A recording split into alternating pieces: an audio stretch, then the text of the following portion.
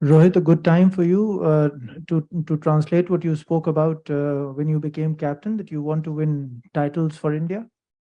Yeah, absolutely. It's an opportunity for us to come and do that. But we do understand it's been a long process for us, and we will stick to our process. I think it's important not to get ahead of ourselves.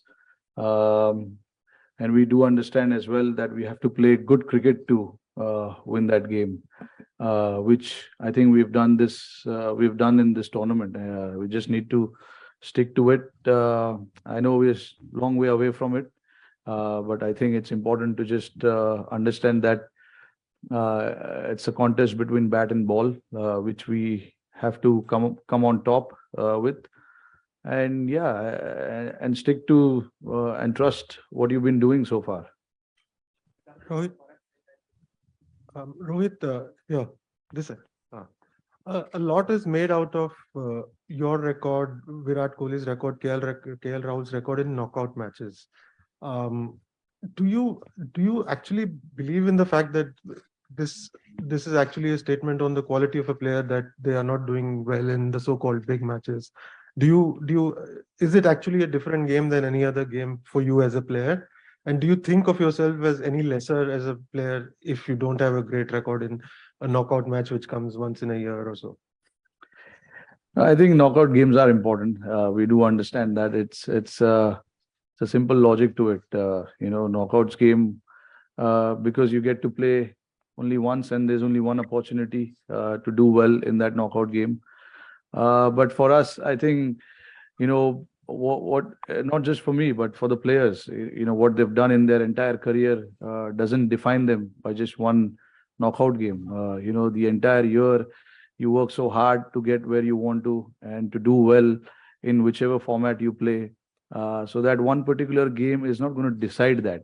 I think it's important. We do understand the importance of knockout, but at the same time, it's also important to realize and understand, what sort of effort you put in the entire year to come to that stage. For us as players, as a team, I think we can pride ourselves to be here at this point in time, because we saw two of the quality teams which were knocked out, and anything can happen in this format. So for us, I think to be here at this point in time, I think we can take a lot of credit and pride ourselves in where we've come. But again, it's just a phase. It's just one phase of the tournament. We know there are two crucial phases of it. We do understand when you play this kind of tournament, you have to break it into parts, and we've done one part of it really well. There are two more parts to go, but tomorrow is going to be a one part of it where we have to play well to get the result.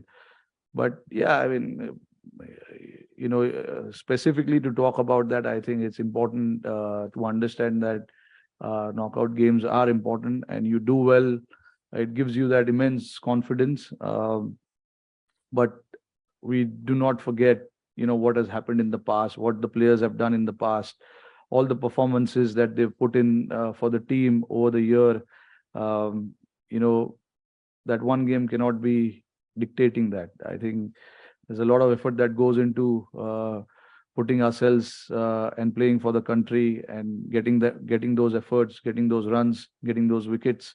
So I really don't believe that one bad game in the knockout can truly define what kind of player you are. Rohit,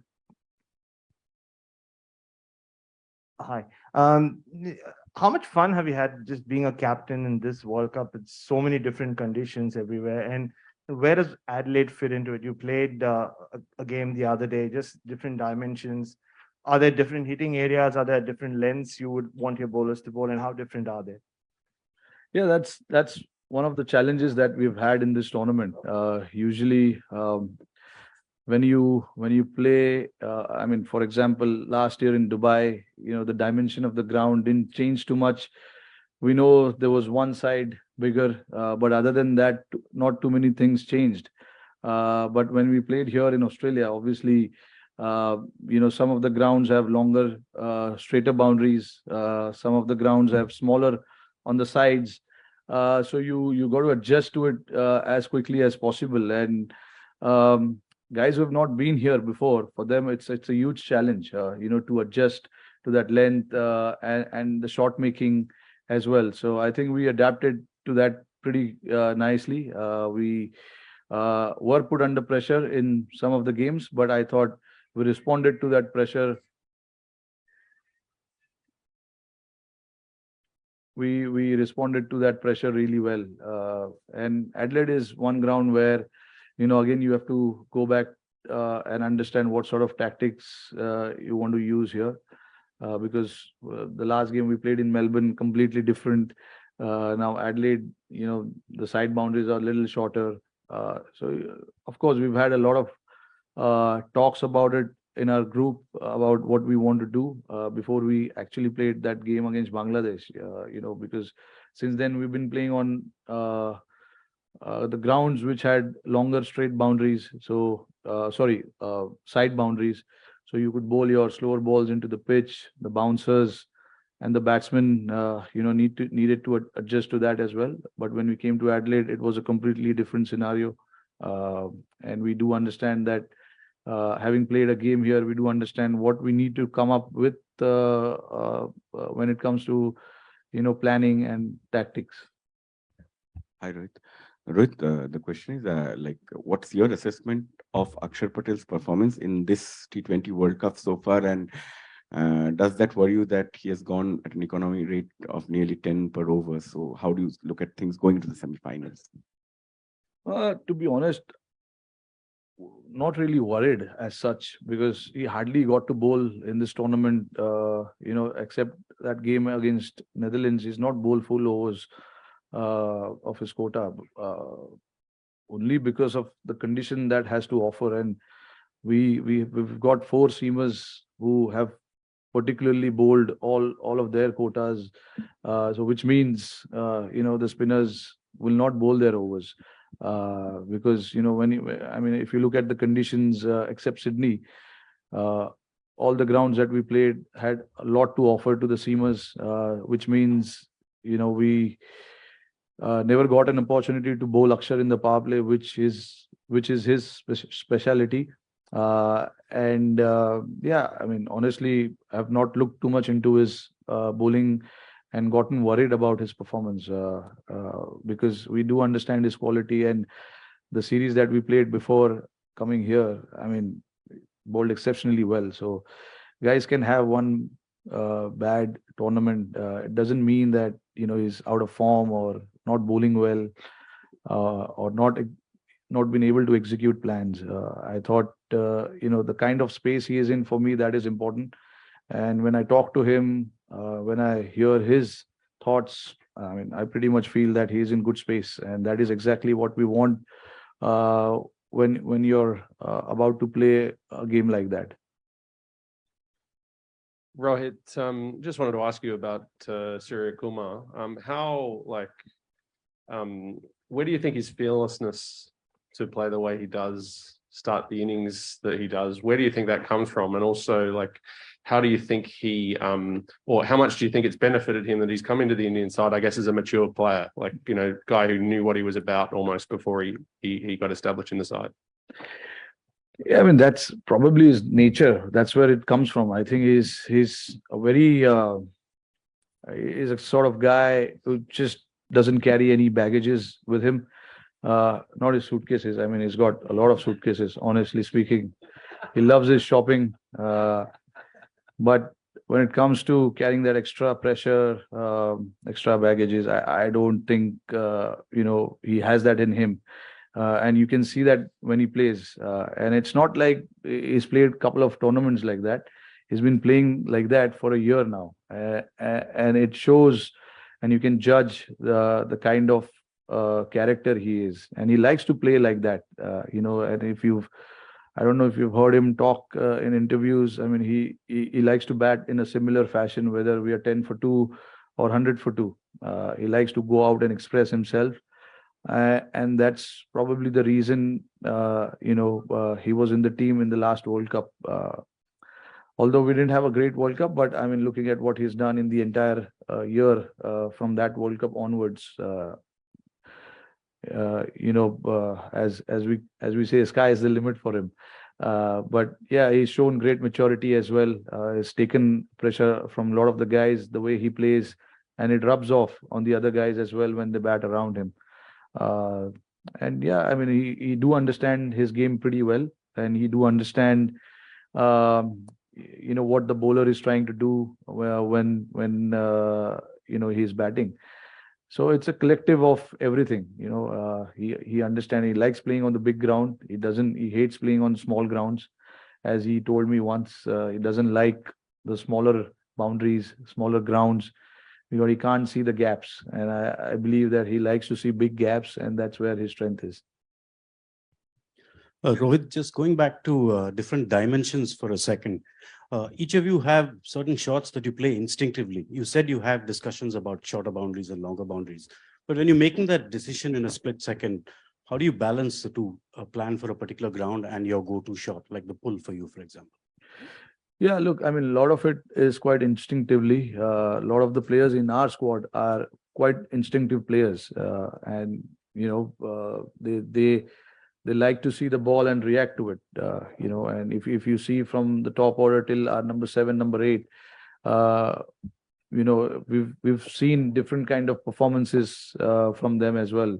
That's only because a lot of the players are instinctive, and also some of the players like to play according to the situation as well. I remember talking about coming out and playing fearlessly for number of months now. But certainly in this tournament, it has not happened quite well for us, because looking at how the conditions are here, you just don't want to come out and swing your bat. You want to understand the conditions. The ball is swinging a little more than what we have experienced in the last year. So you've got to respect that condition, and it's not just us. You can see the number from the entire tournament of the power play overs from all teams. It's not been that great from all the teams. It's only because of the conditions that has to offer, and I thought that is where our adaptability came into the picture, and guys adapted quite well, understood the situation and played accordingly, which is a good sign, and that is what a good team can do. Adapt quickly, assess the conditions really quick, because we don't have too much time here. So all of that, I think we did that pretty well. It's just about now understanding and going out and executing the same plans. Yeah. Rohit, Shivani this side. I have a two-part question. If first you could tell us how you're doing after the hit at the nets yesterday, and last game you made a change with Pant coming in. Was that a one-off, or will you be sticking to it now? The first part is obviously, I was hit yesterday, yes, but it seems to be fine now. There was a little bruising, but it's absolutely fine now. Between Pant and DKC, I said it before the last game as well. Rishabh was the only guy who didn't get to play on this tour at all, except the 2 games that we played in Perth. That was our unofficial practice game. But since then, he hasn't had a hit, and he was the only guy who was missing some game time. So we wanted to give him some time and have some options as well, whether if we want to make changes in the semis or the finals, we should be able to do that. And it'll be unfair to just bring the guy from nowhere and make him play the game. So that was the thought. But again, at the same time, we've told the guys right from the beginning that everyone needs to be ready for whichever game that they have to play, whether it's semis, final, league games. They got to be ready for it. But yeah, it was a little tactical as well, considering we were not knowing which team we will be playing in the semis before that Zimbabwe game. So we wanted to just give a left-hander an opportunity to counter some of the spinners who bowl in the middle for New Zealand and England. That was the thought, and we thought Rishabh was the guy for us to go and give him some time as well.